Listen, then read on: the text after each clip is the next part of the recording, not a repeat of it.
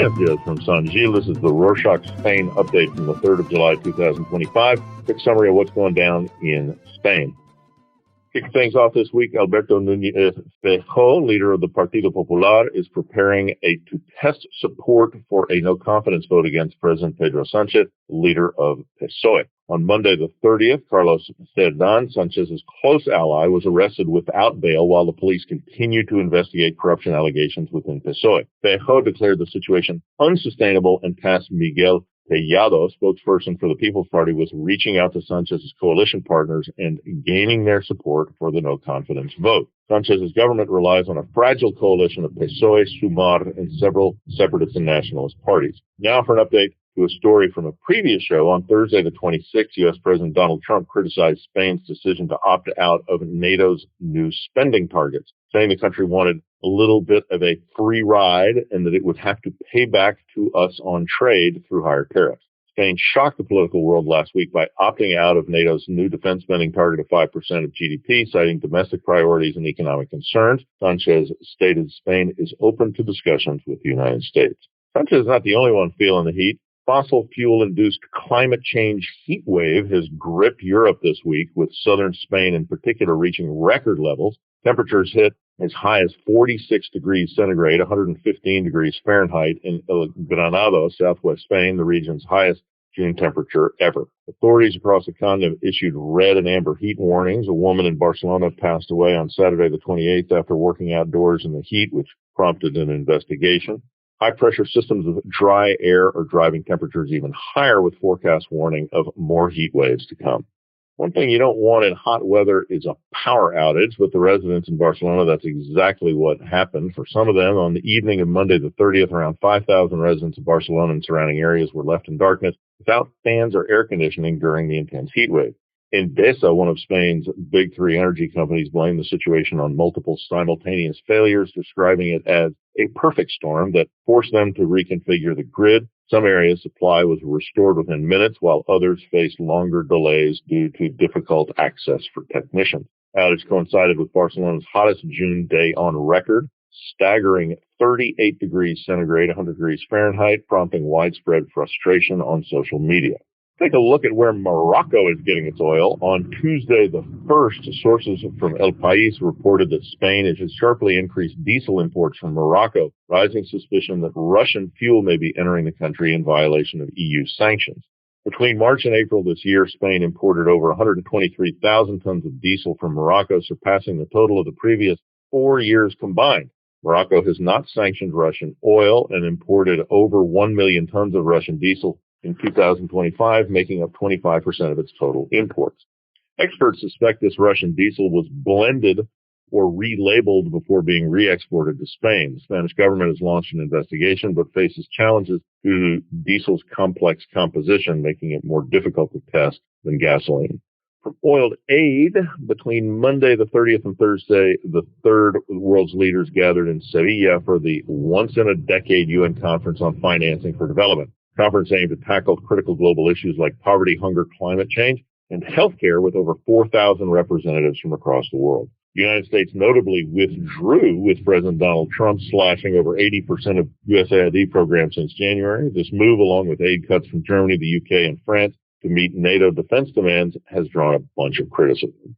Speaking of deals with the U.S., on Wednesday the 2nd, in an interview with media firm Capital Forum, Teresa Rivera, Spain's first executive vice president of the European Commission for Clean, Just, and Competitive Transition, firmly rejected any compromise on Europe's digital rules so that the EU could make a trade deal with the U.S. Rivera made it very clear that the EU should not give up control of its own rules, even to reach a deal with the government powerhouse. Standing firm, Rivera said that unlike Germany, which seems more than willing to make trade-offs to help its economy, Spain will not. As a top socialist in a mostly conservative EU Commission, she used her position to speak up for her party's views. Next, hitting the books on Tuesday the 1st, Spain's former king Juan Carlos I announced he would release a personal memoir later this year titled Reconciliation. A little aspirational there. Juan Carlos' publisher called the book uncompromising, as it explores his private life and public role in Spain. Written in the first person during his self-imposed exile in Abu Dhabi, the book is described as a response to what Juan Carlos sees as an effort to erase or distort his legacy. Former king has faced multiple accusations of alleged corruption and secret funding funds over the years. His lavish lifestyle and controversial hunting trips during the country's financial crisis led to a public backlash and his 2014 abdication. He's promised a candid, emotional reflection on his life. Some more controversies. On Monday the 30th, firefighters in the community of Madrid protested for better working conditions by setting fire to 22 control towers and lighting bonfires at their stations. The Community of Madrid Firefighters Union organized the protest with about 70% of those represented taking part. Protests followed the Ministry of Economy, Finance, and Employment's attempt to unilaterally change a previously agreed contract, which the workforce had approved by referendum. After several hours of negotiation, the government reversed all the changes and restored the original contract. The final agreement included a €10,000 annual salary increase per firefighter, adjusted working hours, and higher pay for night shifts. On a note about fires, Tuesday the 1st, a large wildfire in Lerida, Catalonia, tragically claimed the lives of 2 people. The fire was likely caused by agricultural machinery and spread rapidly over 5,000 hectares, which is about 7,000 soccer fields, reaching record speeds of 17 miles or 28 kilometers per hour, generating wind gusts of up to 70 miles or 113 kilometers per hour.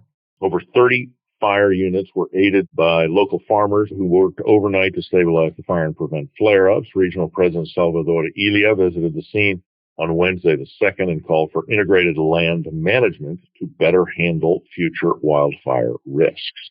In the capital, early Monday the 2nd, hundreds of passengers faced chaos at Madrid's Barajas airport as a technical failure prevented access to passport control systems in Terminal 4. The glitch triggered hour-long queues, flight delays, widespread travel disruptions. The airport also saw a higher number of international departures than average as many Spaniards attempted to catch their summer vacation flights. Police and airport staff worked to restore functionality and manage crowd flows, but the issue was not resolved until the afternoon, causing many passengers to miss their flights.